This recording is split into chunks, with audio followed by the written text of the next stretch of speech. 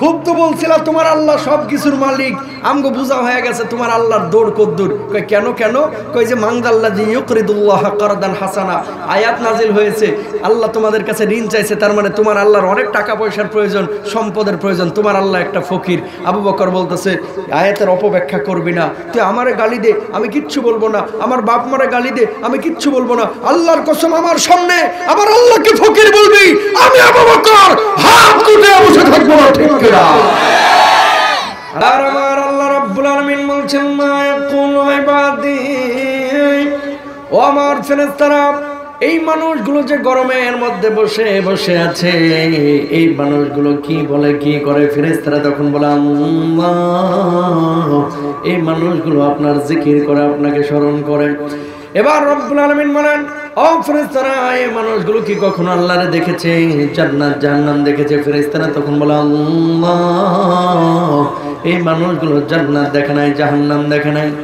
ওগো মাবুদ, জান্নাত জাহান্নাম যদি দেখতো, আপনারা যদি দেখতো, আরো বেশি বেশি আপনার গোলামি করতো, দাসত্ব করতো। এবার আমার আল্লাহ রাব্বুল আলামিন বলেন ফেরেশতারা রে, এই মানুষগুলো যে রাত জেগে জেগে আমার জিকির করছে, আমার আলোচনা শুনছে, মূলত কি চায়? ফেরেশতারা তখন বলে আল্লাহ, এই মানুষগুলো জান্নাত কামনা করে জাহান্নামের আযাব থেকে মুক্তি চায়।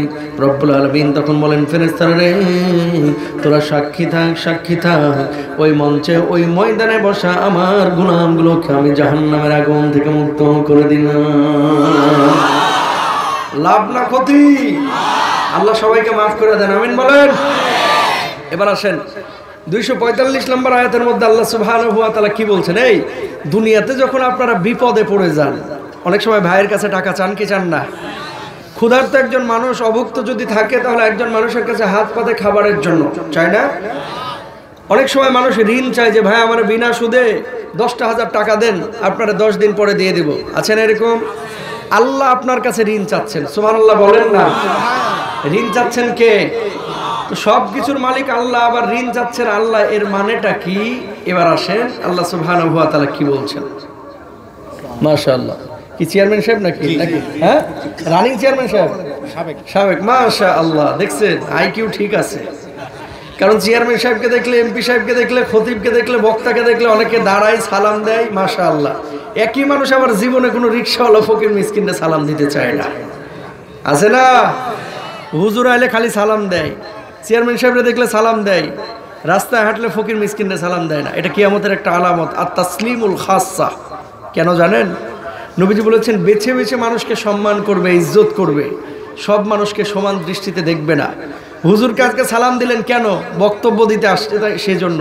এই হুজুরকে যদি রাস্তায় দেখতেন, হুজুরও সালাম হয়তো বা দিত না, হুজুরও আপনারা দিতেন না। এরকম আছে না নাই? তো আমরা সবাই সবাইকে সালাম দেবো ইনশাল্লাহ, বলেন মাশাআল্লাহ। একজন স্মার্ট সাবেক চেয়ারম্যান আপনারা পেয়েছিলেন, আল্লাহ তাআলা আমার ভাইকে আরো সম্মানিত করুক, আমিন বলেন। এবার আসেন, আর কোনো কথা নাই, আয়াতের দিকে চলেন। আল্লাহ তাআলা আপনার কাছে ঋণ চাচ্ছেন, কিভাবে? আল্লাহ সুবহানাহু ওয়া তাআলা কি বলছেন শুনে নেন।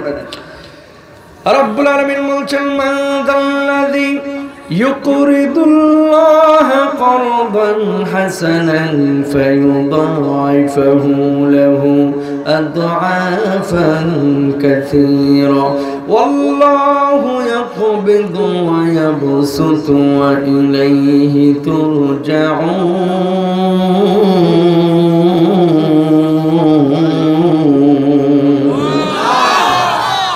আল্লাহ রাব্বুল আলামিন বললেন, যে ব্যক্তি আল্লাহ রাব্বুল আলামিনকে ঋণ দিবে, আল্লাহ রাব্বুল আলামিন তার দ্বিগুণ বদলা দিবেন, বহুগুণ বদলা দিবেন।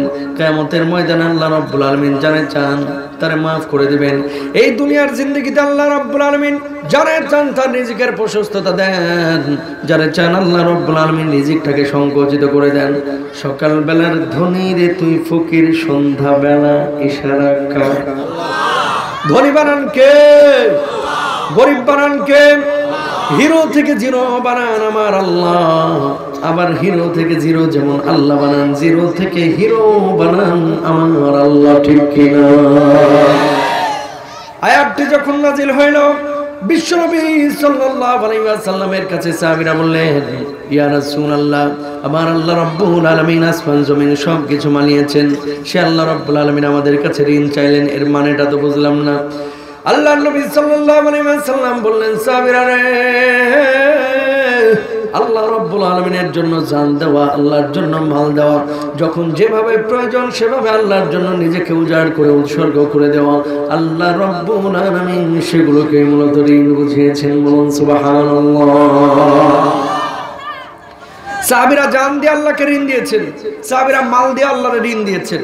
আল্লাহকে যে ঋণ দিবেন আপনি, জান দিয়ে মাল দিয়ে, সাহাবীদের দুইটা উদাহরণ একটু জেনে নেন, তাহলে বুঝতে পারবেন। তারপরে আলোচনা স্টেপ বাই স্টেপ তো আসতেছি, সব বিষয় আসবে ইনশাআল্লাহ। বলেন। বনু মাখজুমের একজন দাস ইয়াসির রাদিয়াল্লাহু তাআলা আনহু, ঈমান আনার কারণে এই সাহাবীকে কাফেররা দুই হাত দুই পা বেঁধে ফেললো। বেঁধে ফেলার পরে এবার কাফেররা উত্তপ্ত বালুর মধ্যে ওনাকে ঠেসে ধরলো। পিঠের চামড়াগুলি পটপট করে ফুটতে লাগলো, চর্বিগুলো গলে গলে বালুগুলো ভিজতে লাগলো। এবার বলা হলো, ইয়াসির তুই কি ঈমান ছাড়বি নাকি দুনিয়া থেকে বিদায় নিবি? ইয়াসির জবাব দিল, আল্লাহর কসম আমি জীবন ছাড়তে রাজি আছি, কিন্তু ঈমান ছাড়তে রাজি নই। আল্লাহু আকবার। বাড়িতে যায় বললেন, এখানে বললেন না, জোরে কন্যা আল্লাহু আকবার। কাফেররা বলতেছে, কিরে চামড়া ফুটতেছে, চর্বি গলে গলে মাটিগুলো ভিজে যাচ্ছে, তারপরও সে ঈমান ছাড়তেছে না। শাস্তির নতুন ধারা আবিষ্কার কর। কয় কি? দুই পায়ের সঙ্গে দুইটা রশি বাঁধ, এই রশি দুইটাকে নিয়ে দুইটা উটের সঙ্গে বেঁধে দে, উট দুইটাকে আমরা দুই দিকে তাড়িয়ে দিব।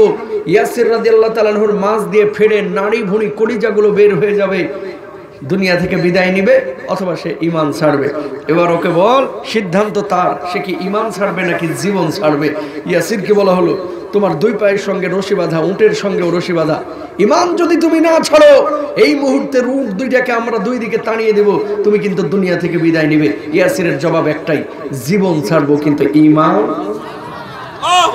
এবার ওই কাফেরের বাচ্চাগুলো ইয়াসির রাদিয়াল্লাহু তাআলা আনহুর দুই পায়ের সঙ্গে দুইটা রশি বাঁধলেন। রশি বাঁধার পরে দুইটা উটের পায়ের সঙ্গে দুইটা রশি বেঁধে দিলেন।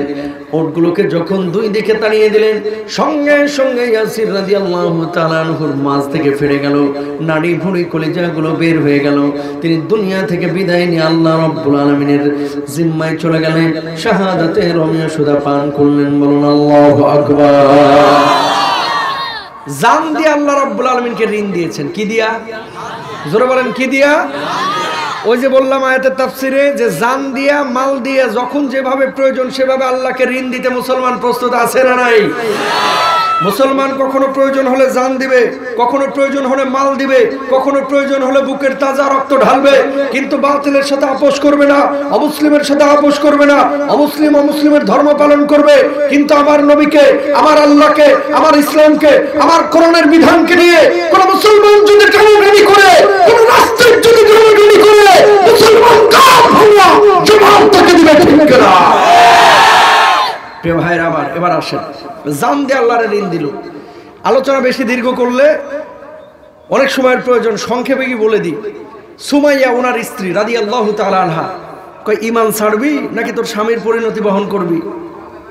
আমার স্বামী তো জান্নাতের পাখি হয়ে গেছে, আমারও দুনিয়া থেকে বিদায় করে দে, আমিও জান্নাতের পাখি হব, তারপরে ঈমান ছাড়তে পারবো না। লজ্জা স্থানে বল্লম দিয়ে আবু জাহেল খুঁচাইয়া দুনিয়া থেকে বিদায় করে দিয়েছেন। সুবহানাল্লাহ। এবার পালা ছেলের, আম্মার রাদিয়াল্লাহু তাআলা কয়, কি রে তোর বাপমার অবস্থা দেখেছিস? কয়, হ্যাঁ দেখেছি। কি দেখেছিস? আমি দেখেছি আমার আব্বা আম্মাকে আল্লাহ রাব্বুল আলামিন জান্নাতে সবুজ পাখি বানায়া দিছে। কয়, তুই কি ঈমান ছাড়বি নাকি তুইও ওইদিকেই যাবি? কার আমি তো উদ্গ্রীব হয়ে আছি, নিজে নিজে তো মরলে আর শহীদ হয় না, আমার বুকটাকে তোরা ঝাঁঝরা করে দে, আমার কলিজাটাকে বের করে ফেল। আল্লাহর কসম আমি আমার বাপ মার সঙ্গে সাক্ষাৎ করতে রাজি আছি, কিন্তু বাতিলের সাথে আপোষ করতে রাজি নই, ঠিক না? সাহাবীরা জান দিয়ে আল্লাহর ঋণ দিয়েছেন। সুবহানাল্লাহ কর। এই যে রমজান মাস আসতেছে, আপনাদের এলাকাতেও তো রোজা হয়, হয় কি হয় না? রমজান আসতেছে, মিডল ইস্টের প্রতিযোগিতা হচ্ছে, কোন দোকানে কে কত কম দাম নিতে পারে, জিনিসের দাম কত কমাইতে পারে। আর বাংলাদেশের 420 গুলা প্রতিযোগিতা করতেছে কে কত সয়াবিন তেল জমায় দাম বাড়াইতে পারে। কথা কম না কেন? অনেকে এখন থেকে চাল ডাল সয়াবিন এগুলো জমাইতেছে। কেন? রমজানে 2টা পয়সা বেশি পাওয়া যাবে। তুমি জালেম, তোমার রোজা আল্লাহর দরবারে কবুল হবে না। মানুষকে কষ্ট দিয়ে কি আল্লাহর দরবারে রোজা কবুল হয়? এবার আসেন, উসমান রাদিয়াল্লাহু তাআলা যখন ক্ষমতায়, মদিনায় প্রচন্ড দুর্ভিক্ষ, চিন্তা করলেন আল্লাহকে ঋণ দেওয়ার একটা সুবর্ণ সুযোগ। সিরিয়া থেকে আমি শত শত মন গম নিয়ে আসবো মদিনায়, আনার পরে এই গমগুলোকে ফ্রি মদিনার মানুষের মধ্যে আমি বিতরণ করে দেব।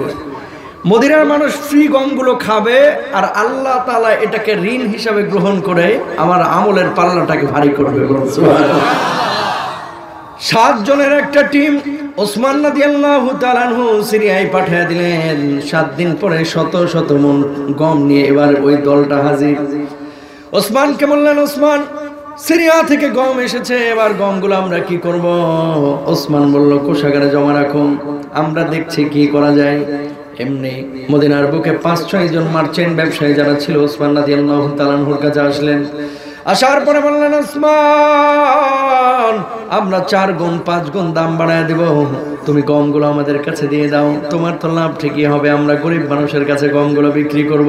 ওসমান জবাব দিল, ব্যবসায়ীরা আমাকে তো একজন 10 গুণ দাম আগেই বাড়িয়ে দিয়েছেন, বলুন আল্লাহু আকবার। কই মিথ্যা বলার জায়গা পাও না ওসমান, চাপাবাজি করো না। মদিনার বুকে সব চাইতে বড় বড় ব্যবসায়ী আমরা, 4 গুণ 5 গুণ দাম বাড়াইতে পারলাম না, তোমার 10 গুণ কে দাম বাড়ায় দিল? সঙ্গে সঙ্গে জবাব দিল, আমার আল্লাহ রব্বুল আলামিন আগেই তো আমার ঘোষণা দিয়েছেন, প্রত্যেকটা সৎ কাজের বদলা আল্লাহ রব্বুল আলামিন 10 গুণ বাড়ায় দেয়। সুতরাং আমি আমার আল্লাহর কাছে এই গমগুলা 10 গুণ দামে বিক্রি করে ওই গরিব মানুষের মধ্যে ফ্রি বিতরণ করে দিব, বলুন আল্লাহু আকবার। শত শত মন গম নিয়ে এসে ফ্রি বিতরণ করলো। আল্লাহর ঋণ দিয়ে এলো কি দিয়া? বলেন, মাল দিয়া। ওর ভাই বুঝে না, আল্লাহর ঋণ দিছে কি দিয়া? জোরে বলেন, কি দিয়া?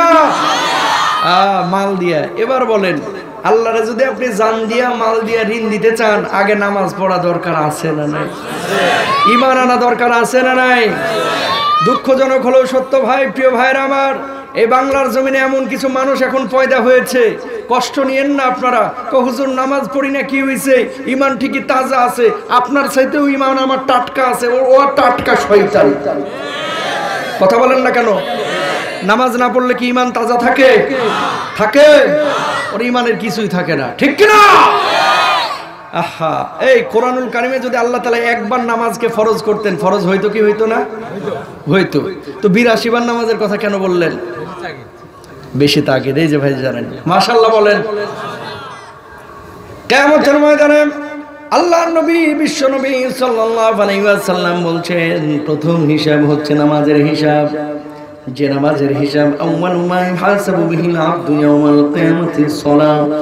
ওই কিয়ামতের ময়দানে আল্লাহ রাব্বুল আলামিন বান্দাদের প্রথম হিসাব দিবে নামাজের হিসাব। যার নামাজ ঠিক আছে তার সব কিছু ঠিক আছে, যার নামাজ ঠিক নাই তার কোনো কিছুই ঠিক নাই।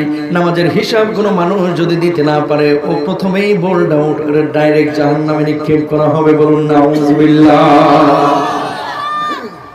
প্রিয় ভাইরা আমার, আল্লাহ রাব্বুল আলামিন একবার না, দুইবার না, 82 বার নামাজের কথা বলেছেন। আমাদের অসংখ্য মানুষ এই দুনিয়ার বুকে আছে, জমিনের বুকে আছে, হজ করতে রাজি আছে, উমরা করতে রাজি আছে, যাকাত দিতে রাজি আছে, নামাজ পড়তে রাজি নাই। 2 শ্রেণীর মানুষ আছে। এক শ্রেণীর মানুষ 5 ওয়াক্ত নামাজ যারা নিয়মিত পড়ে, ওয়ারাজুলুন কলবুহু মুআল্লাকুন ফিল মাসাজিদ। আল্লাহর নবী বিশ্বনবী সাল্লাল্লাহু আলাইহি ওয়াসাল্লাম বলছেন, ওই মুসল্লি যার হৃদয়টা মসজিদের সাথে সম্পৃক্ত থাকে, ফজরের নামাজের পরে অপেক্ষা করে কখন জোহরের আযান হবে, জোহরের পরে অপেক্ষা করে কখন আসরের আযান হবে, আসরের পরে অপেক্ষা করে কখন মাগরিবের আযান হবে, মাগরিবের পরে অপেক্ষা করে কখন এশার আযান হবে। 5 ওয়াক্ত নামাজের জন্য যার কলিজাটা, হৃদয়টাকে সব সময় মসজিদের দিকে মাইল থাকে, আল্লাহ রাব্বুল আলামিন কিয়ামতের কঠিন মুসিবতের সময় ও মানুষগুলোকে আরশের নিচে বিশেষ ছায়া দিবেন, বলুন সুবহানাল্লাহ। এক শ্রেণীর মানুষ যারা আল্লাহ রাব্বুল আলামিনকে খুশি করার জন্য এইভাবে নামাজ আদায় করে, আর এক শ্রেণীর মানুষের কথা আল্লাহ রাব্বুল আলামিন বলেছেন, যারা নামাজ পড়ে তারপরেও জাহান্নামে যাবে। এরা কারা? ফাওয়াইলুল লিল মুসাল্লিন আল্লাযীনা হুম আন সালাতিহিম সাহুন আল্লাযীনা হুম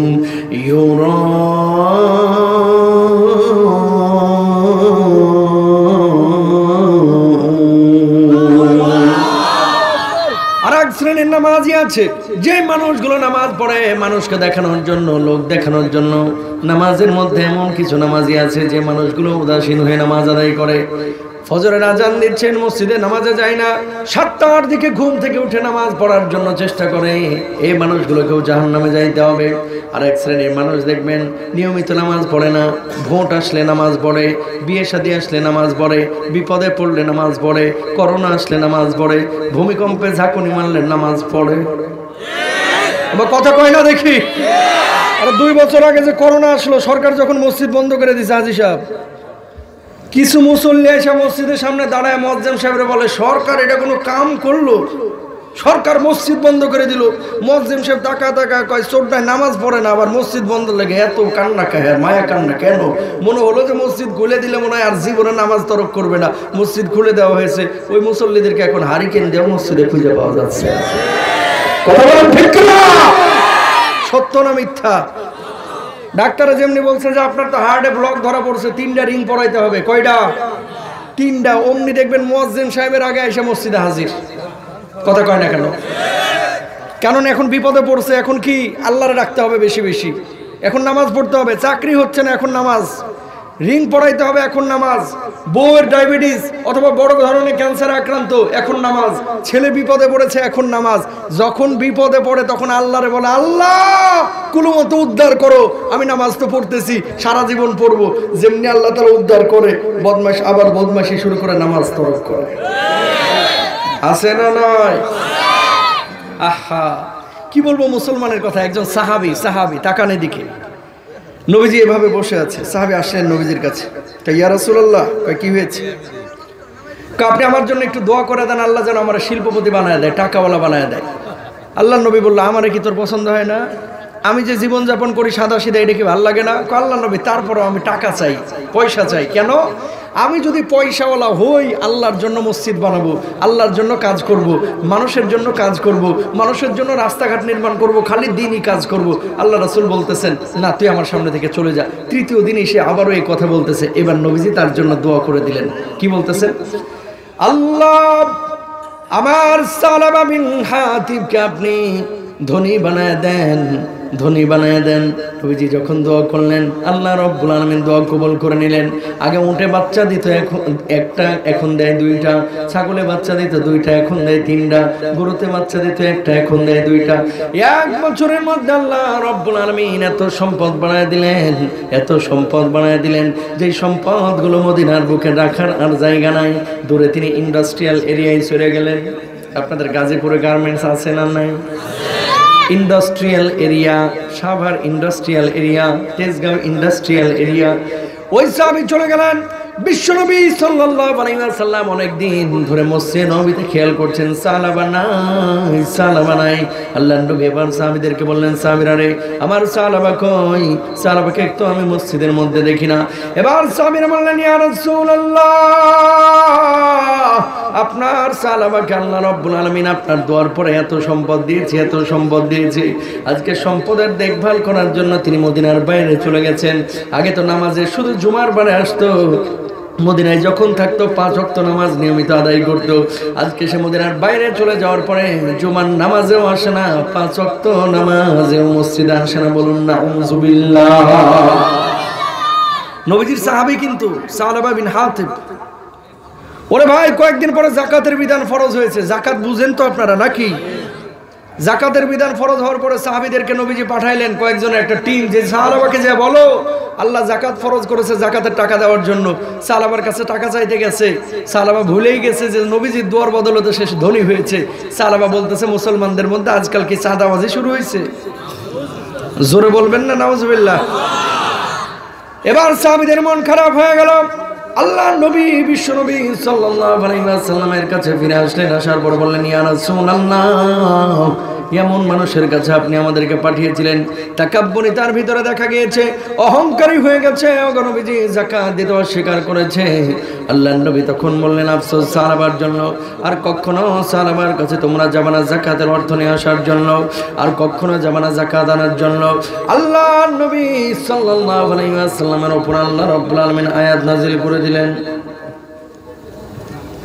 আয়াত নাযিল করে দিলেন ওয়া মিনহুম মান আহাদাল্লাহু লা ইন আতানা মিন ফাদলিহি লানাসাদ্দাকান্না ওয়া লানাকুনান্না মিনাস সালিহিন।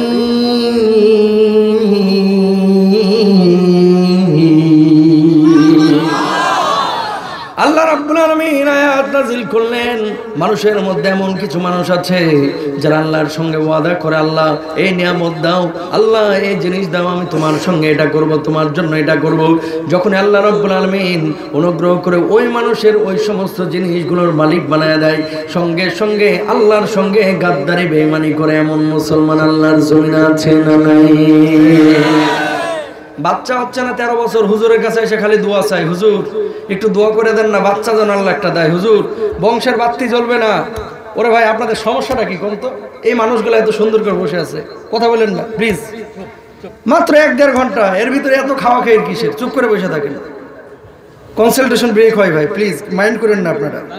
এই মানুষগুলো চুপ করে বসে রয়েছে, এরা তো আপনাদের মহব্বতেই এসেছে, আপনারাও শোনেন। 1 ঘন্টায় তো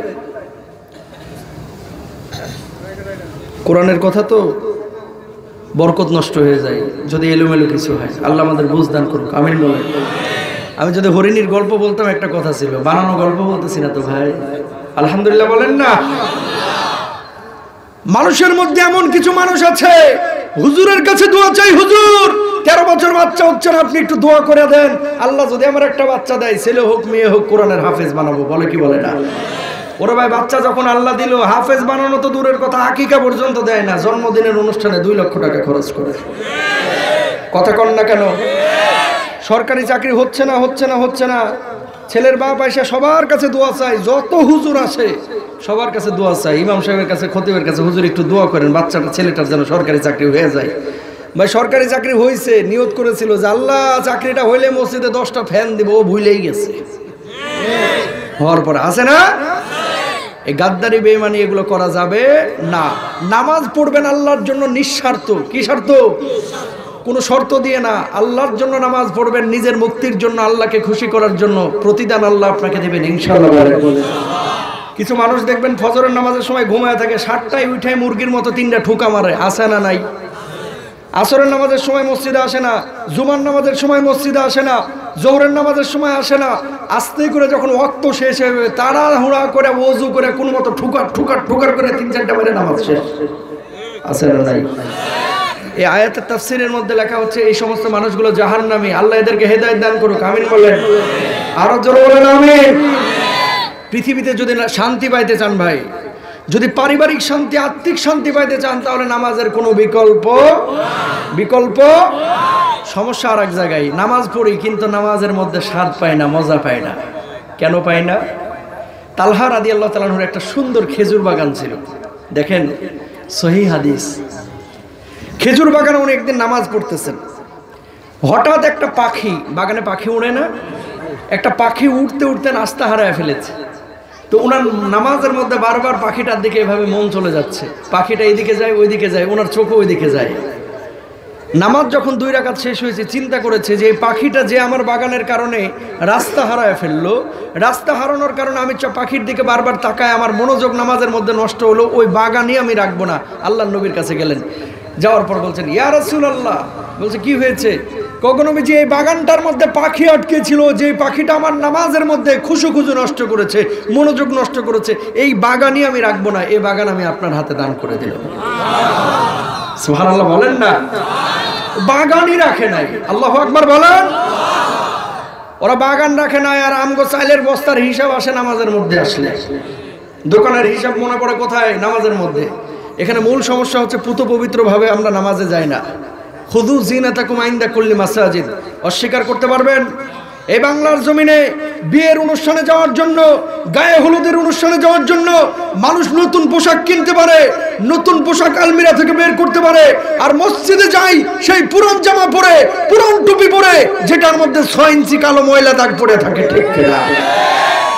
গায়ে হলুদের অনুষ্ঠানে ভালো পোশাকের ব্যবস্থা হয়, কিন্তু আল্লাহর ঘরে যাওয়ার জন্য পুত পবিত্র পোশাকের ব্যবস্থায় অনেক সময় হয় না। আল্লাহ হেদায়েত দান করুক, আমিন বলেন। প্রিয় ভাইরা, আবার তো আল্লাহকে ঋণ দেওয়ার কথা বলতেছিলাম, মনে আছে না? ভুলে গেছেন? আরে 245 নম্বর আয়াতের কথা মনে আছে তো? আচ্ছা, যখন আয়াতটা নাজিল হইল, মদিনার ইহুদিরা গোটা মদিনায় ছড়ায়া ফেলল। মুহাম্মদ সাল্লাল্লাহু আলাইহি ওয়াসাল্লাম এতদিন বললো ওনার আল্লাহ সব কিছুর মালিক, এটা আবার কেমন আল্লাহ? এই আল্লাহ দেখে একটা ফকির, একটা মিসকিন। নাউজুবিল্লাহ বলেন। আবু বকর দাঁড়ানো, কোনা থেকে ইহুদি বলতেছে ঠেস মেরে মেরে, কি আবু বকর, আল্লাহকে গালি দিলে কলিজায় লাগে কি লাগে না? আবার বলছে তোমার আল্লাহ ফকির। এই এলাকার মধ্যে কিছু বদমাইশ দেখবেন কিরকম জানেন, ছেলেটা দাড়ি রাখতো না, এখন দাড়ি রাখা শুরু করছে। কি রে জঙ্গি হইলি কবে থেকে? কথা বলেন না কেন? সালমা ভাবে আগে নামাজ পড়তো না, এখন নামাজ পড়া শুরু করছে। করুন বাবারে বাবা, বাবারে বাবা। সালমা ভাবি দেখে আজকে ডাবল হাজি আছে না? মুরব্বী নামাজ পড়তো না, এখন নামাজ ধরছে। কি গো কাকা হজে যাবেন নাকি? আছেন না? যারা এগুলো বুঝে শুনে করে এরা নবীর দুশমন, আল্লাহর দুশমন, ঠিক কিনা?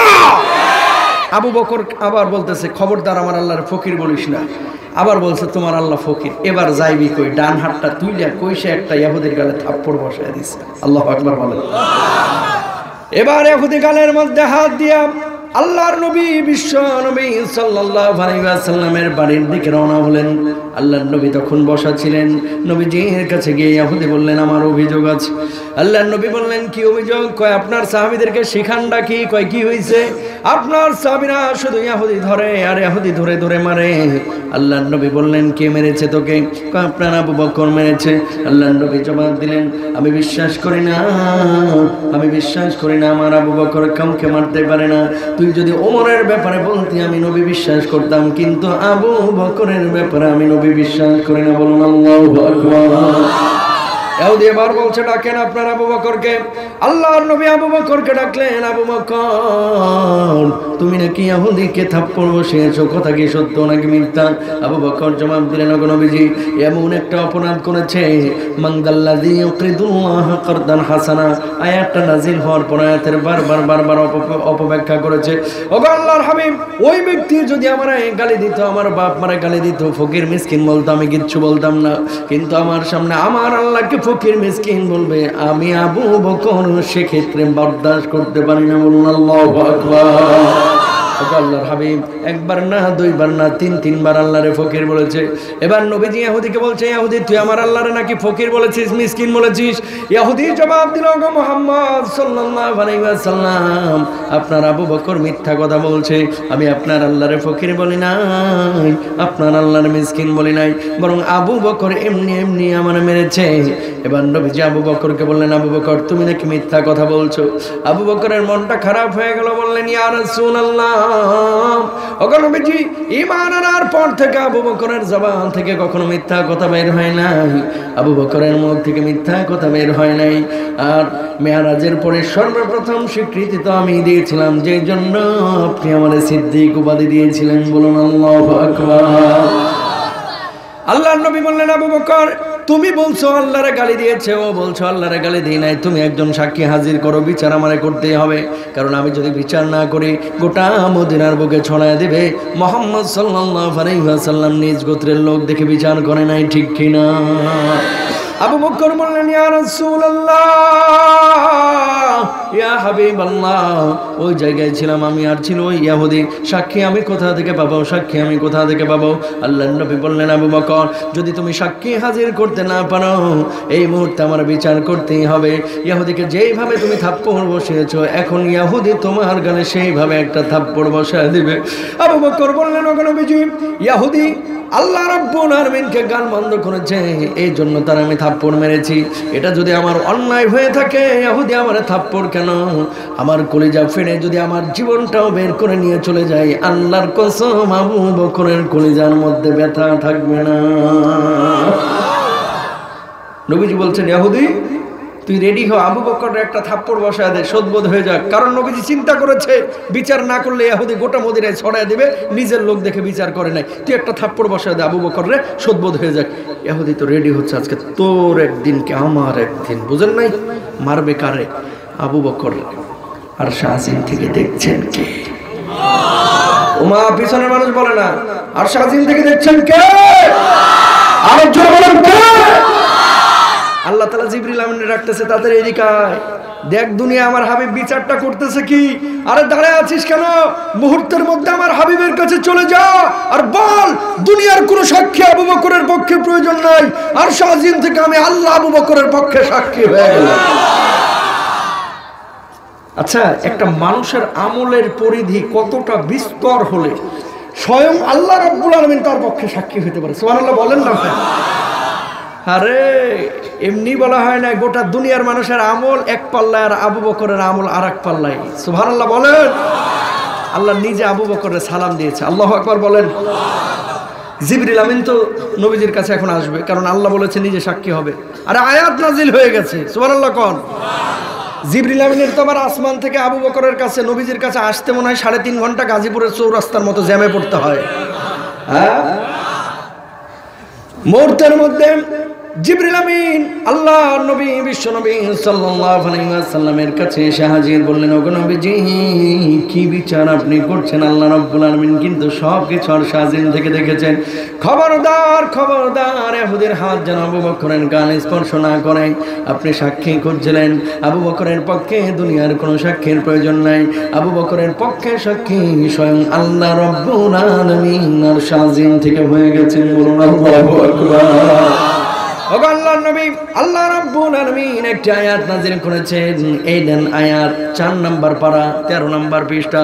লাকাদ সামিআল্লাহু কাওলাল্লাযীনা ক্বালু ইন্নাল্লাহা ফাকীরুন ওয়া নাহনু আগনিয়া।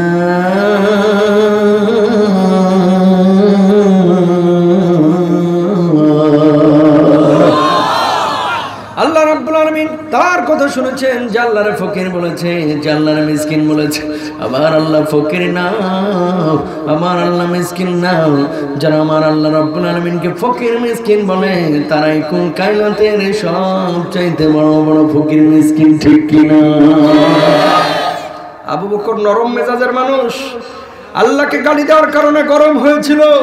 ও মুসলমান, তুমি যদি ইমানদার দাবি করো, নামাজ পড়া যেমন ফরজ, রোজা করা যেমন ফরজ, আল্লাহ আল্লাহ রাসূলকে কটাক্ষ করলে, কোরআনের অবমাননা করলে, আল্লাহকে গালি দিলে, প্রতিবাদ করা, আন্দোলন করা তোমার উপরে তেমনই ফরজ, তেমনই ফরজ, ঠিক কি না?